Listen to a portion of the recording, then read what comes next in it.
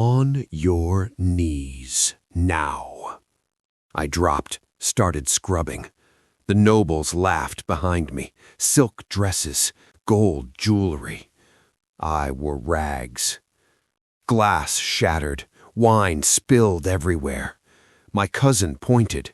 She did it. I didn't, liar. The slap echoed through the courtyard. Then the Alpha King walked in, saw everything, and his eyes went black. If you love stories about girls who rise from nothing to claim everything they deserve, drop "I rise" in the comments section. Trust me, you'll want to see where this goes. You're probably wondering how I got here. How a girl born into House Valemont, a family with land, titles, money, ended up scrubbing floors while nobles watched. Let me back up. After my parents died in a hunting accident, my uncle became my guardian. At first, it wasn't so bad. He let me keep my room. Let me eat with the family. He'd pat my head and say, "We'll take care of you, Lyra. Your family." I believed him. The first year, he asked me to help in the kitchen. Just small things. Chopping vegetables. Washing dishes. My aunt said it would be good for me. Keep me busy. Keep my mind off the grief. I didn't mind. It felt good to be useful. The second year, the housemaid left. My uncle said we couldn't afford to replace her.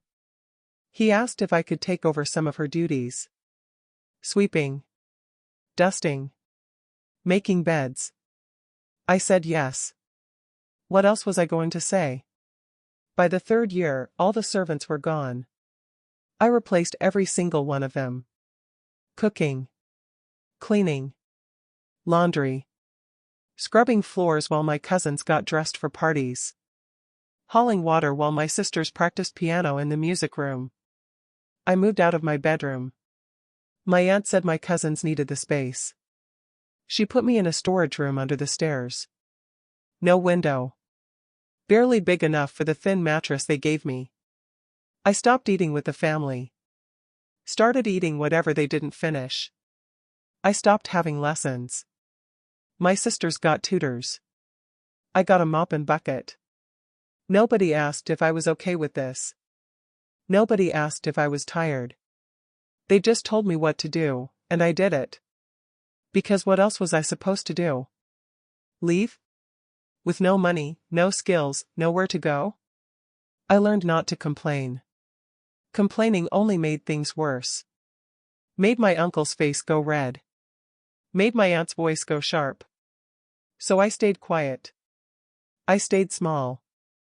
I told myself it could be worse. At least I had a roof over my head. At least I wasn't starving.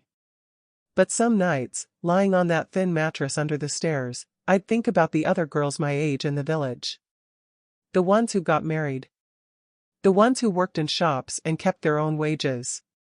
The ones who left town entirely, looking for something better. I had nothing. No future. No freedom. No way out. My uncle made sure of that. When suitors came calling, back when I was younger, before my hands got rough and my face got thin, my aunt turned them away. Too young. Too busy. Not suitable. Now nobody came calling at all. I looked exactly like what I was. A servant. That morning, 3 weeks before everything changed, my aunt found me in the laundry room. I was scrubbing my cousin's dresses. The expensive ones she wore to parties I wasn't allowed to attend. "Lyra," my aunt said. Her voice had that edge to it. The one that meant I'd done something wrong even if I didn't know what yet. "Yes, ma'am? The Alpha King is coming." I looked up. "Ma'am?" "Arcturus Stormrain. The Northern Alpha. He's visiting in 3 weeks for a banquet." She crossed her arms. "You will not be seen. You will not speak to the guests. You will not embarrass this family. Do you understand?" My chest tightened. "Yes, ma'am." If you ruin this for us, if you say one word, if you let anyone see you, she didn't finish the sentence. She didn't have to. I nodded. She left. I went back to scrubbing. But something twisted in my stomach. The way she said it. Like my existence was shameful. Like I was something that needed to be hidden. I'd always known I was different from my sisters and cousins. They wore silk. I wore rags. They attended parties. I cleaned up after them. But I'd never heard someone say it out loud before. You will not be seen. Like I was a stain. A mistake. The next 3 weeks blurred together. My aunt worked me harder than ever. The house had to be perfect for the Alpha King. Every floor scrubbed. Every surface dusted. Every piece of silver polished until it gleamed. I barely slept. My hands cracked and bled. My knees stayed bruised. Nobody noticed. Then the night of the banquet came. My uncle pulled me aside that morning. Remember what we told you. Stay out of sight. The Alpha King cannot know you exist. I nodded. He walked away. I stood there in the kitchen, staring at my reflection in the window. My face looked hollow. My eyes looked empty. I didn't even recognize myself anymore. That evening, I was ordered to scrub the courtyard stones one last time before the guests arrived. The sun was setting. Torches were being lit.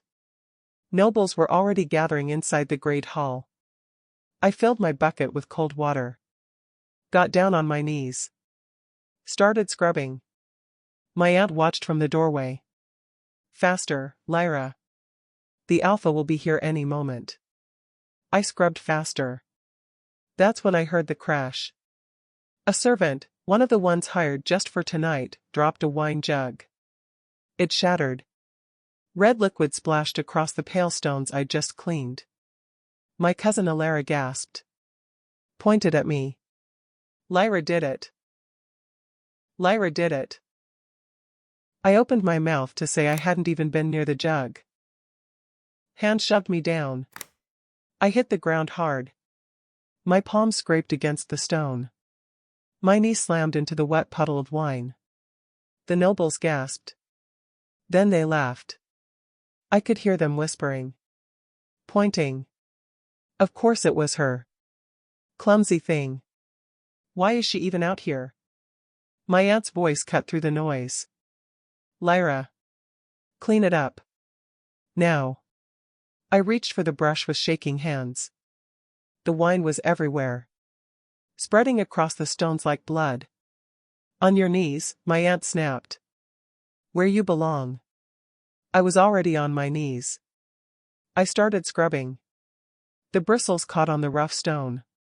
My hands were so cold I could barely feel them anymore.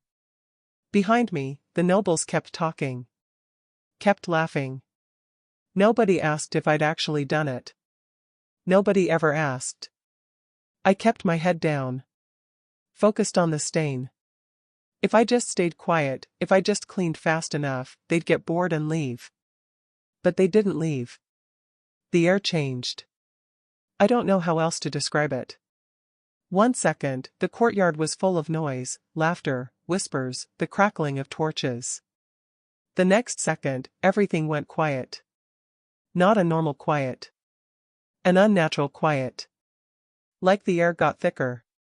Heavier. Like right before a storm when the wind stops and you know something big is coming. I felt it in my chest. A pressure that made it hard to breathe. The nobles stopped talking. The torches flickered. And then I heard it. Footsteps. Slow. Deliberate. Heavy enough that I could feel them through the stone. Someone was walking toward us.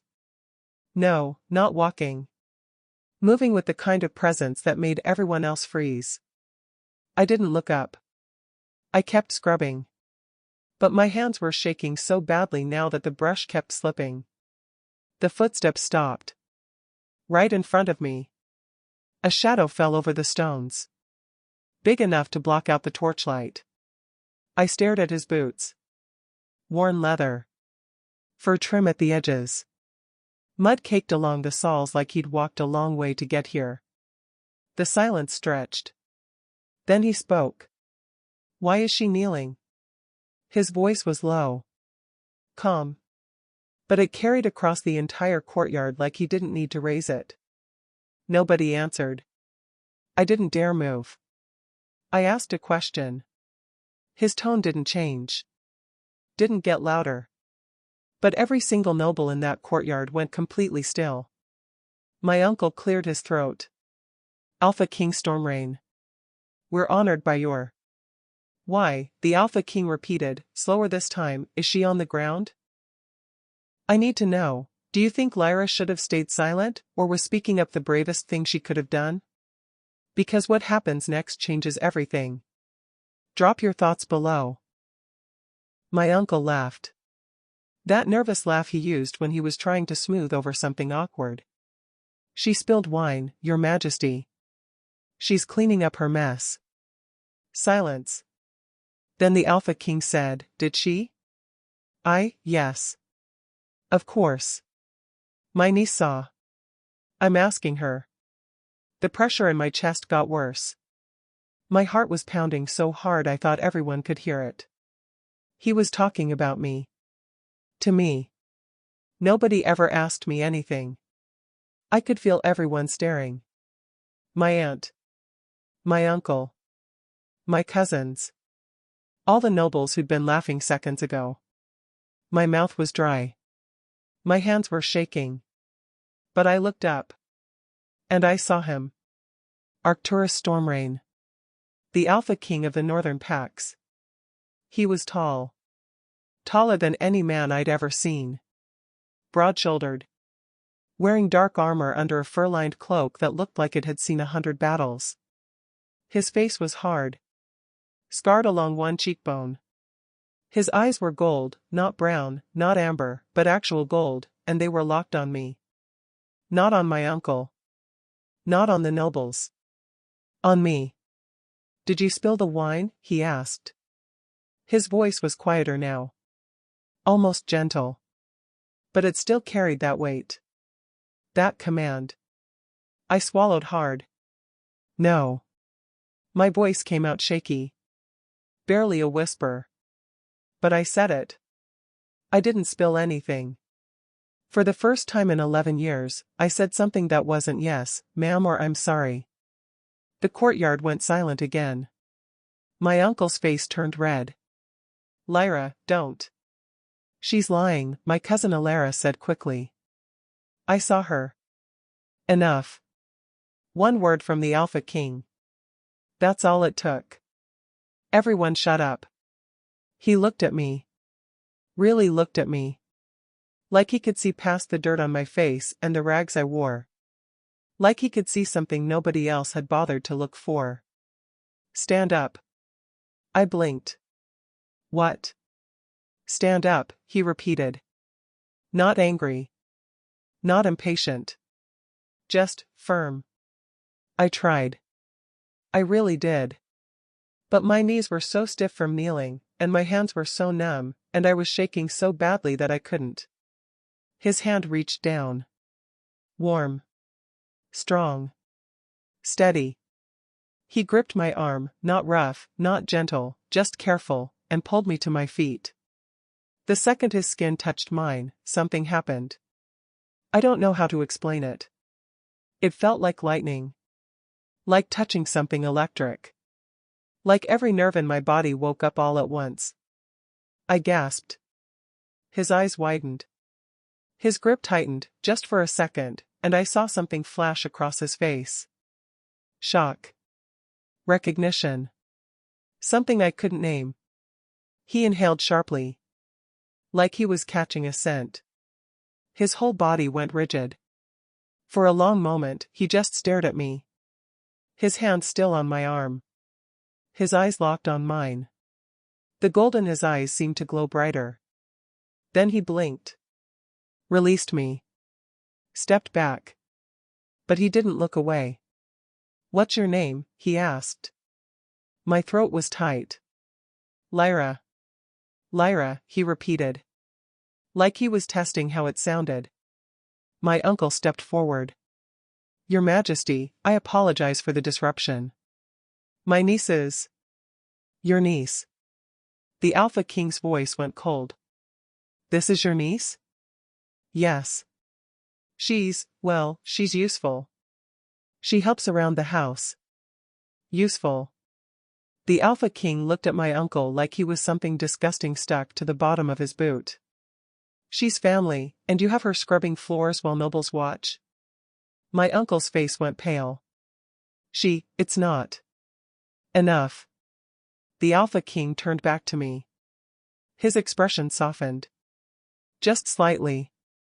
Then he reached up and unfastened his cloak. The heavy fur-lined fabric slid from his shoulders. He held it out to me. Take it, he said quietly. I stared at the cloak. Then at him. I can't.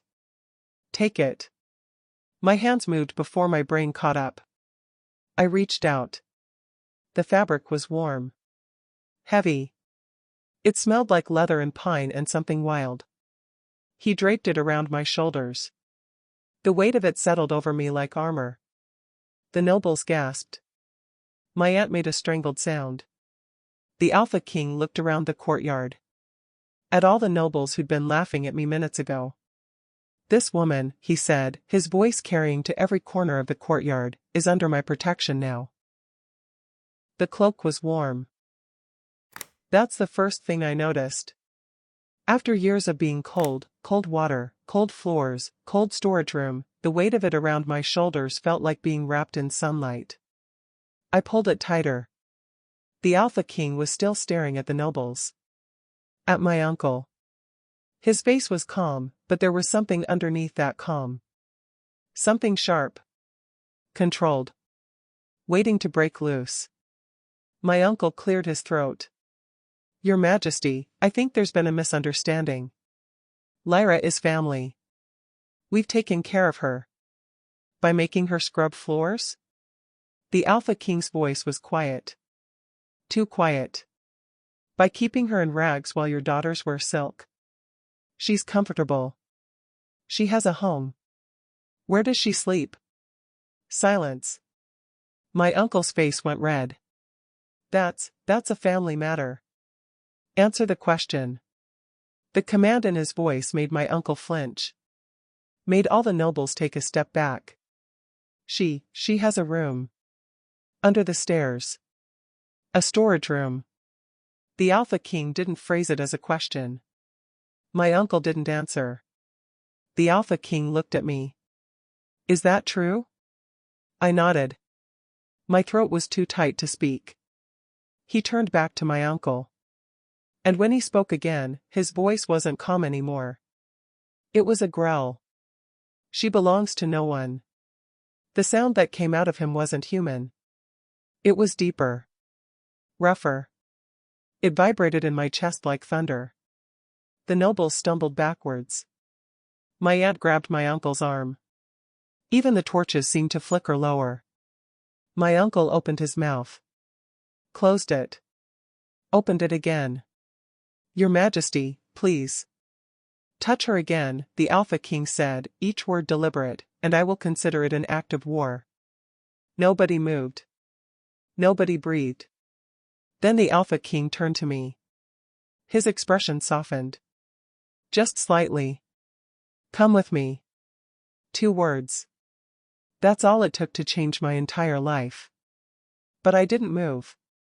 I wanted to. I wanted to run. To grab his hand and never look back. But my feet were frozen. Lyra? His voice was gentler now. You don't have to stay here. My voice cracked. Where would I go? Anywhere you want. He extended his hand. But right now, I'm asking you to come with me. To my territory. Where you'll be safe. Safe. I'd never been safe. I looked at my uncle. At my aunt. At my cousins who were staring at me like I'd grown a second head. They'd never let me leave. They'd find a way to drag me back. to punish me for embarrassing them. Unless I left with someone they couldn't touch. The Alpha King was still holding out his hand. I looked at it. Calloused. Scarred. Strong. Then I looked at him. If I go with you, I said quietly, can they come after me? No. Can they demand I come back? They can demand all they want. His mouth curved into something that wasn't quite a smile. I don't take orders from men who treat family like servants. I took a breath. Then I stepped forward. And I took his hand. His fingers closed around mine. Warm. Steady. Good choice, he said. We left immediately. The Alpha King, Arcturus, I reminded myself, his name was Arcturus, didn't waste time. He led me through the courtyard, past the shocked nobles, past my family who stood frozen like statues. My aunt called after us. Lyra. Lyra, you come back here this instant. I didn't turn around. Arcturus's hand tightened around mine. Keep walking. So I did. We reached the front gate where horses were waiting. Big, powerful animals with dark coats and intelligent eyes. Wolves were carved into the leather saddles. Arcturus lifted me onto one like I weighed nothing. Then he mounted behind me. His arms came around me to grip the reins. The cloak was still wrapped around my shoulders, and his chest was warm against my back. Hold on, he said. We rode. Away from House Valemont. Away from the only home I'd ever known. I should have been terrified. But all I felt was relief. The forest road was dark. The moon was barely a sliver in the sky, and the trees blocked out most of the starlight. The only sounds were the horses' hooves and the occasional rustle of leaves. Arcturus had 2 guards with him.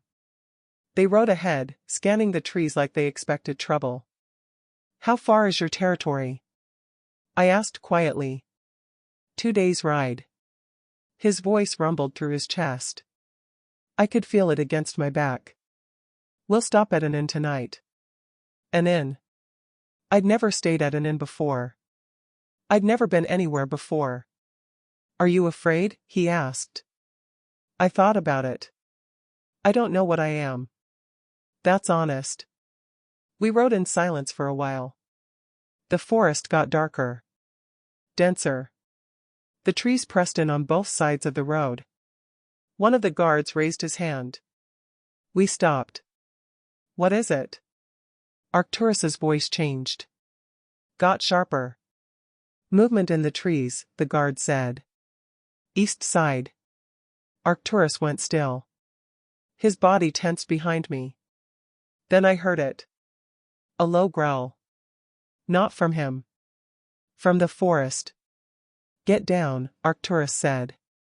He dismounted in one fluid motion, then lifted me down. Stay behind me. What's happening? Hunters. The word had barely left his mouth when they came out of the trees. Men. Wolves. Some were half-shifted, caught between human and beast, with claws and fangs and eyes that glowed in the darkness. They had weapons. Steel that gleamed in the moonlight. And they were coming straight for us. One of the guards shifted immediately. His body twisted, bones cracking, until a massive gray wolf stood where the man had been. The other guard drew his sword. Arcturus stepped in front of me. Stay close. Who are they? Rogues. Mercenaries. He drew his own blade. They've been tracking me for weeks. A man, or what used to be a man, lunged forward. Arcturus met him halfway. Steel clashed. Blood sprayed. Then everything exploded into chaos. The wolves attacked from all sides. The guards fought back. Claws raked against steel. Teeth snapped at throats. I pressed against a tree, trying to stay out of the way. But I couldn't stop watching Arcturus. He moved like water. Like violence made fluid. Every strike was precise. Controlled. Lethal. But there were too many of them. A massive black wolf broke through the guard's defense. It went straight for Arcturus. He spun. His blade caught the wolf across the shoulder. It held. Fell back. Then Arcturus did something I didn't expect.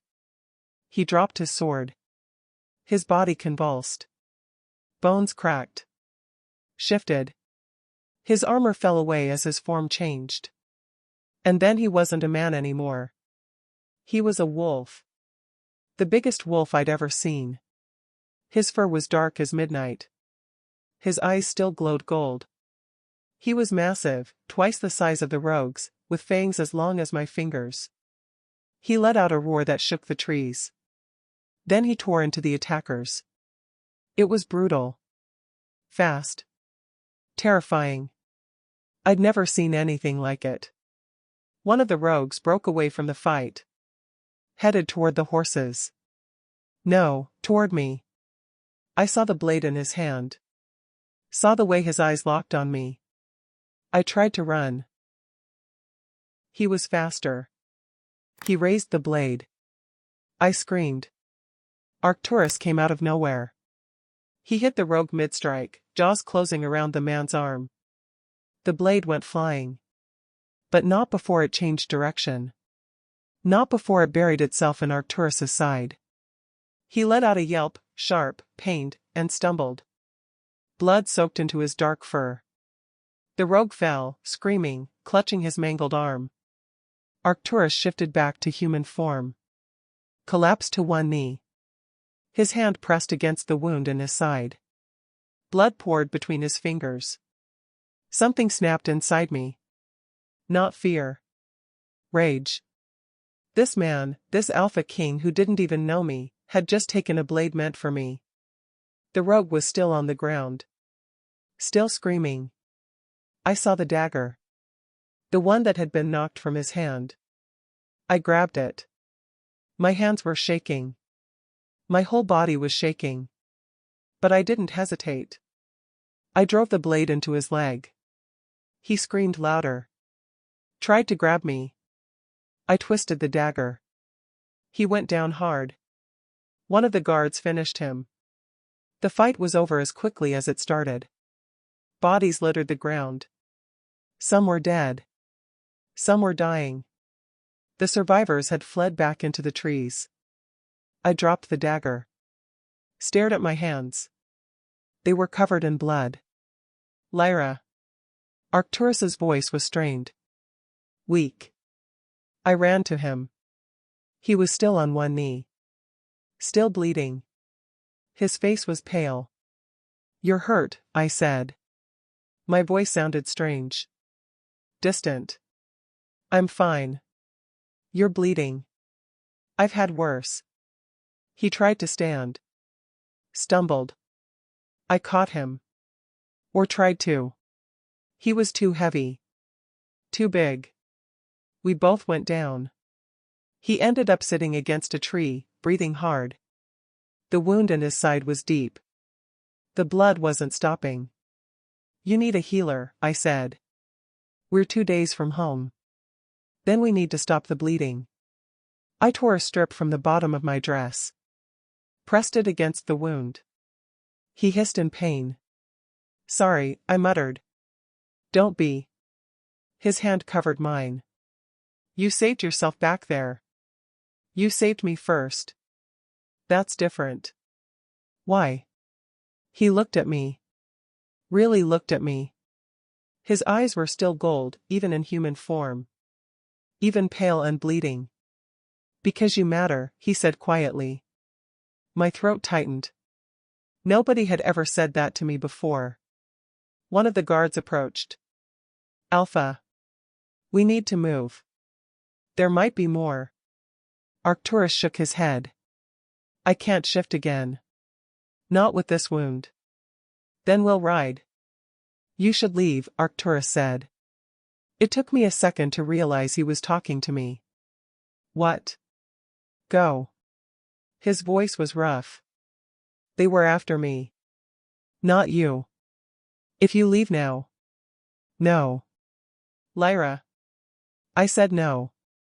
I pressed harder on the wound. I didn't just stab a man so you could bleed out and tell me to run. He stared at me. You're staying? I'm staying. I'm staying. Arcturus looked at me like I'd grown a second head. You don't understand what you're. I understand perfectly. I kept pressure on the wound. You got hurt protecting me. I'm not leaving you to bleed out in the middle of a forest. Lyra. Stop arguing with me. His mouth twitched. Almost a smile. You're stubborn. I've survived 11 years with my family. Stubborn is the only thing I know how to be. One of the guards cleared his throat. Alpha, we need to at least stop the bleeding before we move. I looked up at him. Do you have medical supplies? In the saddlebag. Get them. The guard blinked. Then he actually went and got them. I tore more fabric from my dress. Used water from a canteen to clean the wound as best I could. My hands were shaking, but I didn't stop. Arcturus watched me the whole time. Where did you learn this? He asked. My mother taught me. Before she died. I pressed clean fabric against the wound. She said every woman should know how to tend injuries. That you never know when you'll need it. Smart woman. She was. I tied the makeshift bandage tight. It wasn't perfect. But it would hold until we reached somewhere with an actual healer. I sat back. Looked at my hands. They were covered in dirt and blood and wine from earlier. I was kneeling again. The irony wasn't lost on me. But this time was different. This time, nobody forced me down. Nobody told me to scrub or clean or stay quiet. I knelt because I chose to. I looked at Arcturus. He was still pale, but his breathing was steadier. The bleeding had slowed. You know what's funny? I said quietly. What? I've spent my whole life on my knees. Scrubbing floors. Begging for scraps of kindness that never came. I met his eyes. But I won't kneel to fate. I won't kneel to fear. I won't run just because things got hard. He stared at me. I have knelt my whole life, I said. I will not kneel to fate. Something shifted in his expression. His eyes widened. That gold seemed to glow brighter. Say that again, he said. What? What you just said. Say it again. I frowned. I won't kneel to fate? He exhaled slowly. Like he'd been holding his breath. You feel it, don't you? He asked. Feel what? The pull. He reached out. His hand hovered near mine.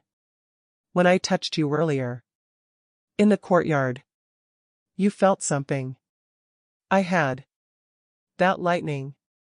That electricity. What was that? I asked. The bond.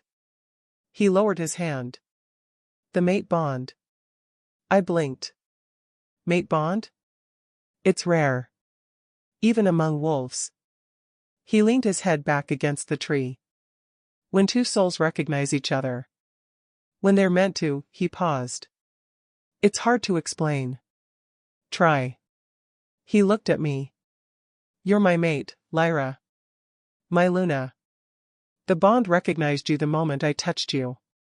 I didn't know what to say. Luna. That word meant something. Queen. Partner. Equal. Nobody had ever treated me like an equal. Is that why you helped me? I asked. Because of this bond? No. His answer was immediate. I helped you because what your family did to you was wrong. The bond just confirmed what I already felt. Which was that you deserved better. My throat tightened. But, he continued, you need to understand something. The bond doesn't force anything. It's not a chain. It's a choice. What do you mean? I'm choosing you, he said quietly. But you have to choose too. You can accept the bond. Or you can reject it. Either way, I'll protect you.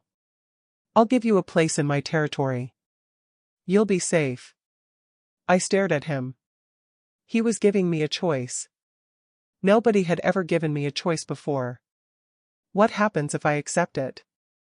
I asked. You become my Luna. My equal.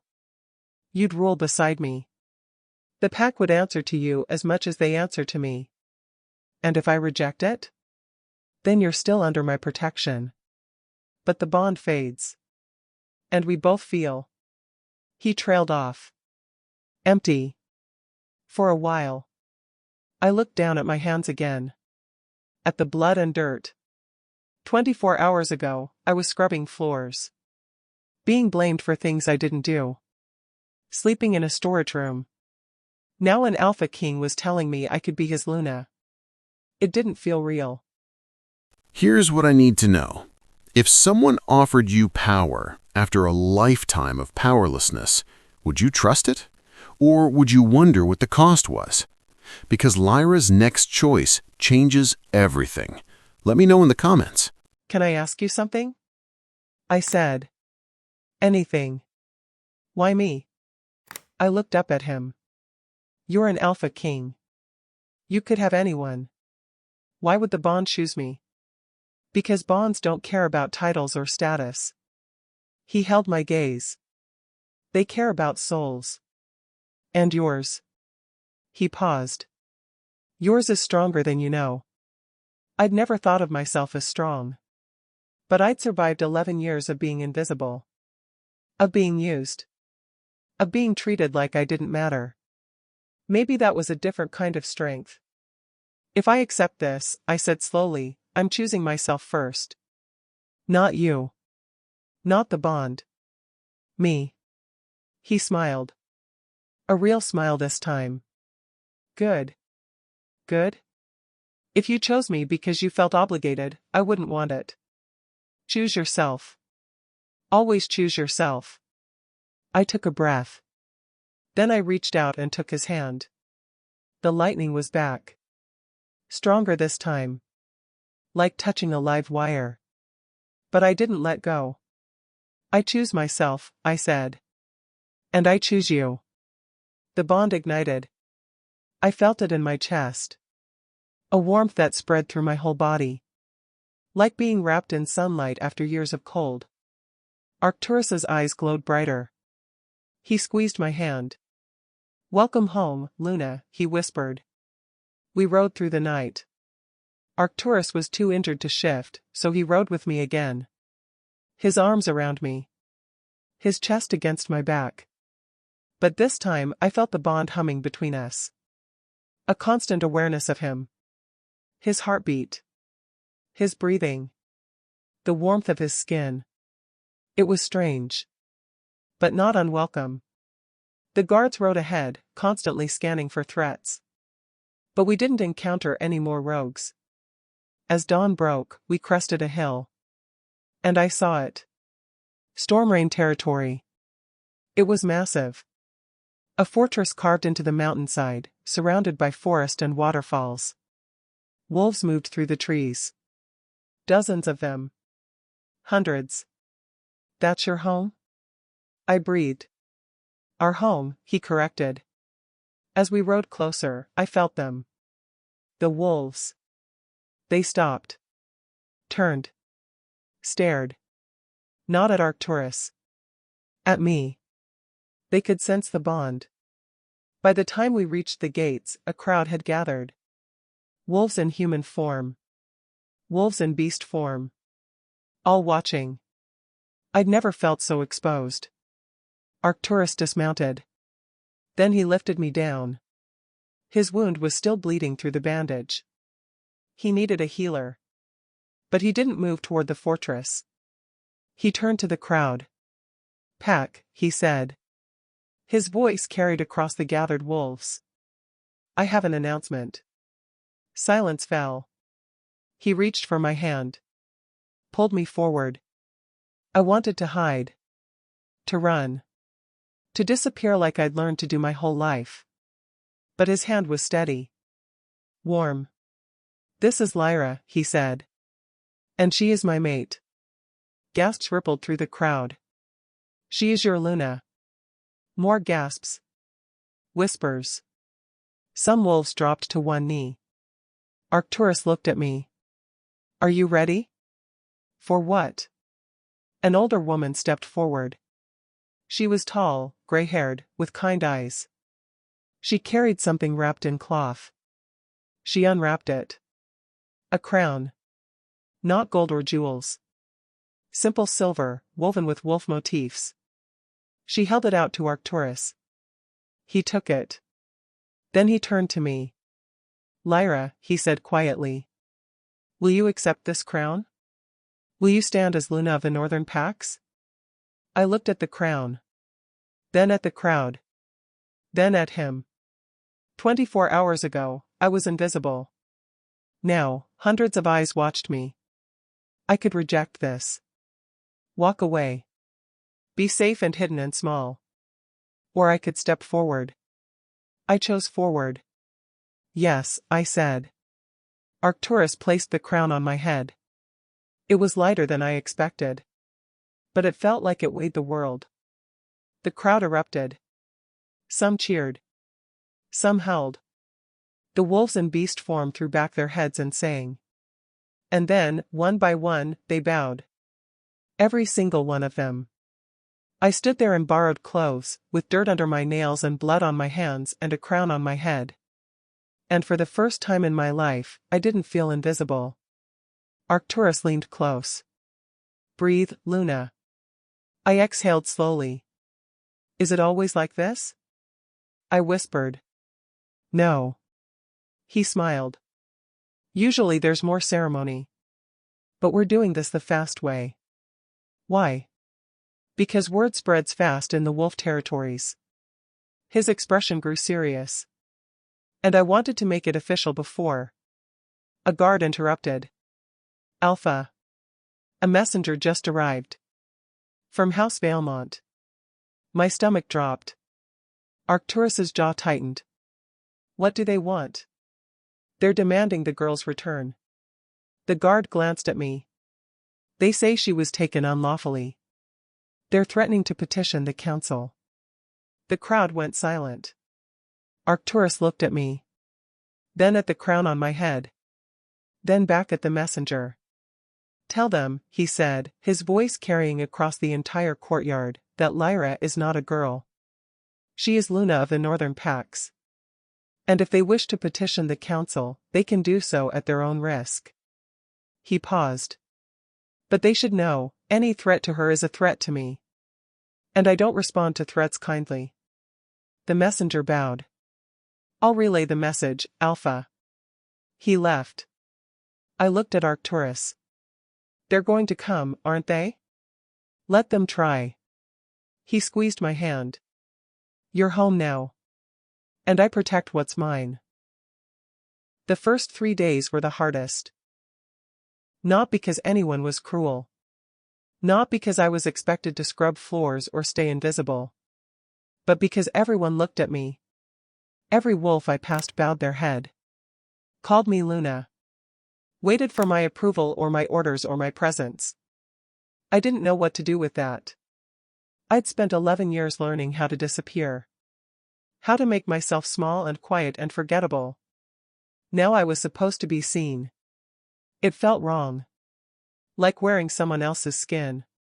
Arcturus found me on the third morning standing in front of a mirror in our chambers, because apparently Lunas didn't sleep in storage rooms, staring at myself. They'd given me new clothes. Real clothes. A deep blue dress that actually fit. Clean hair that had been washed and braided properly. The crown sat on a table nearby. I looked like a different person. You're up early, Arcturus said from the doorway. I didn't turn around. I couldn't sleep. Nightmares? No. I touched the fabric of the dress. I don't recognize myself. He crossed the room. Stood behind me. Our eyes met in the mirror. His wound was healing. The pack healer had tended it properly. He'd be fine. You're still you, he said quietly. Am I? I gestured at my reflection. This doesn't feel like me. Then who does it feel like? I thought about it. Someone important. Someone who matters. You always mattered, Lyra. You just weren't allowed to see it. I wanted to believe him. An older woman named Mira had been assigned to teach me Luna responsibilities, pack politics, how to hold myself, how to speak with authority. It was exhausting. You'll get used to it, Mira said on the fourth day as I struggled through a lesson on territorial agreements.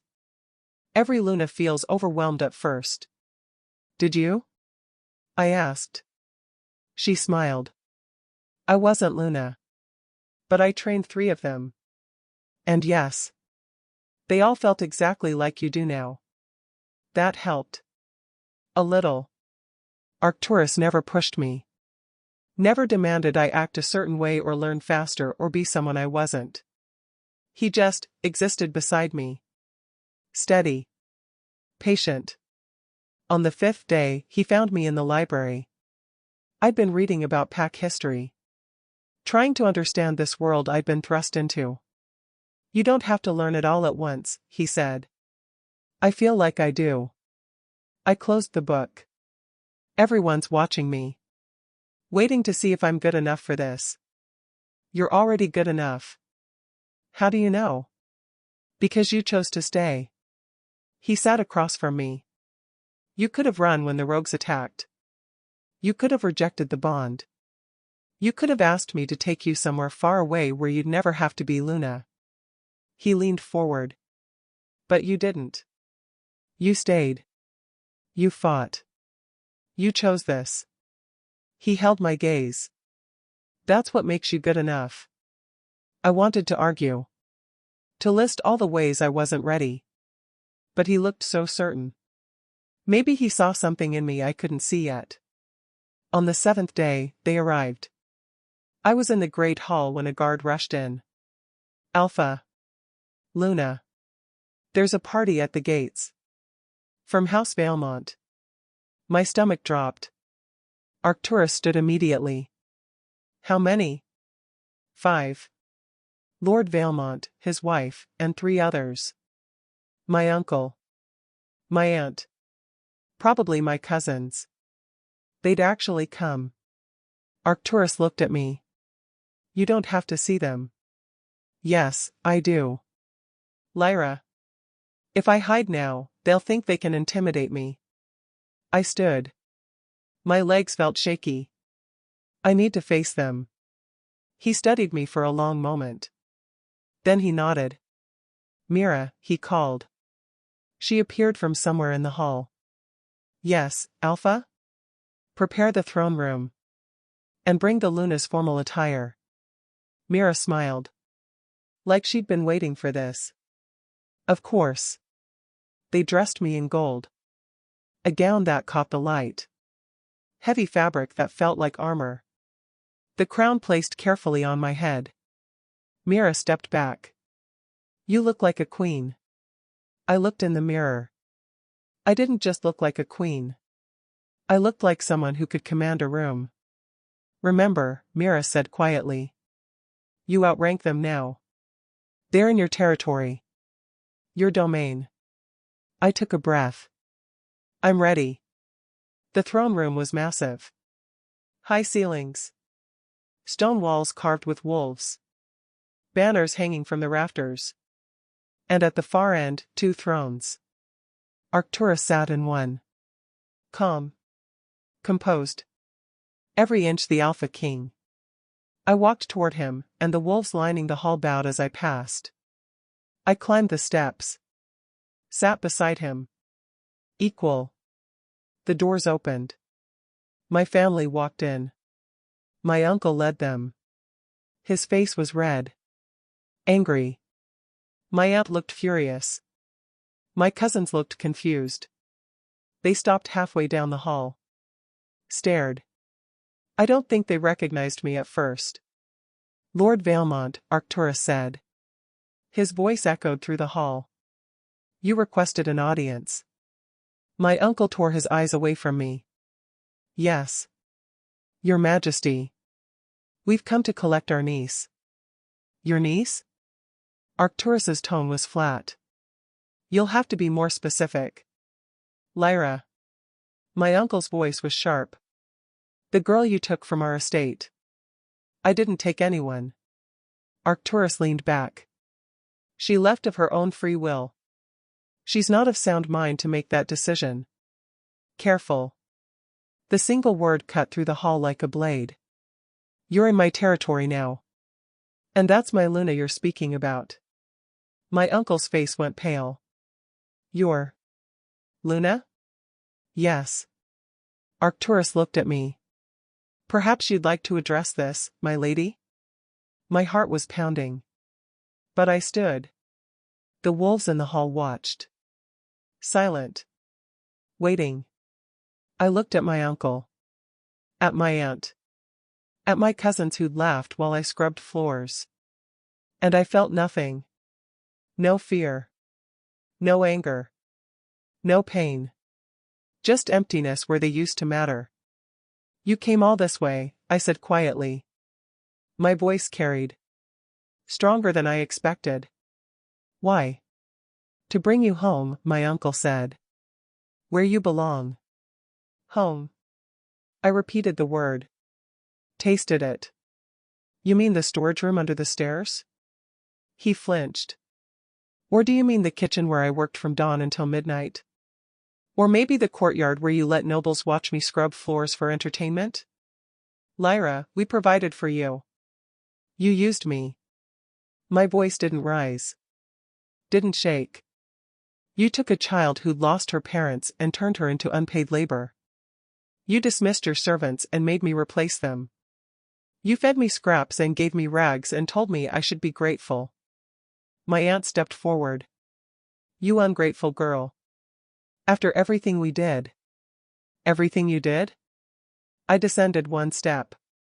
Then another. You did nothing but take.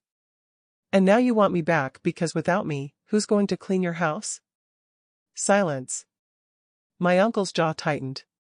You have obligations. To your family. To your bloodline. I have no obligations to people who treated me like property.